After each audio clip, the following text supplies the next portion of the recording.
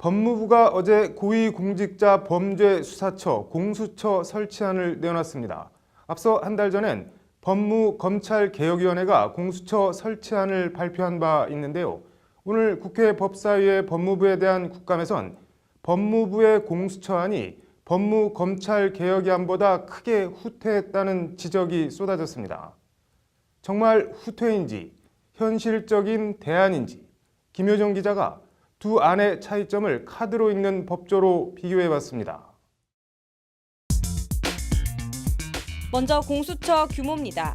개혁위안과 법무부안 모두 일단 공수처장과 차장을 한 명씩 두도록 한 것은 같습니다. 차이는 검사와 수사관 규모입니다. 개혁위안은 검사 최대 10명 이내, 수사관 70명 이내. 반면 법무부안은 검사 최대 25명 이내, 수사관 30명 이내로 일단 규모만 놓고 보면 딱 절반 정도입니다. 다음은 수사 대상 고위 공무원의 범위입니다. 개혁위안은 부서를 가리지 않고 일선 부처 실국장에 해당하는 2급 이상 공무원은 모두 수사 대상에 포함시켰습니다. 반면 법무부안은 고위 공무원의 범위를 통상 차관 이상 임명직인 정무직 공무원으로 제한했습니다. 개혁위안에 있던 현직 군 장성과 금감원을 제외한 것도 눈에 띕니다.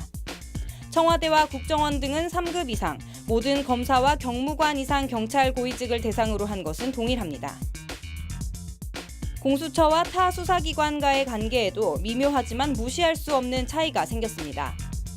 개혁위안은 다른 수사기관이 고위공직자 범죄의 수사에 착수한 경우 지체 없이 그 요지를 공수처장에게 통지하고 공수처장이 요구할 경우 사건을 공수처에 입첩하도록 하고 있습니다.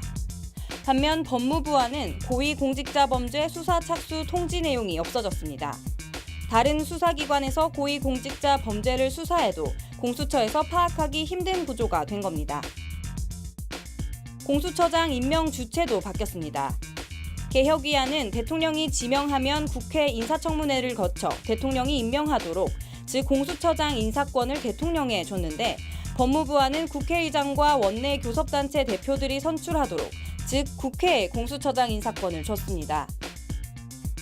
추천위가 대통령 영향력 아래 있어 정치적 중립성을 확보할 수 없다는 우려를 해소하기 위한 방안이라는 것이 법무부의 설명입니다.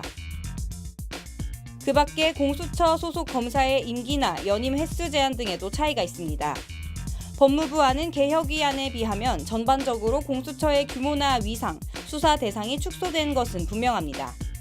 이에 대해 법무부는 슈퍼 공수처 논란을 감안해 효과적인 수사가 가능한 규모로 설계했다고 밝혔습니다.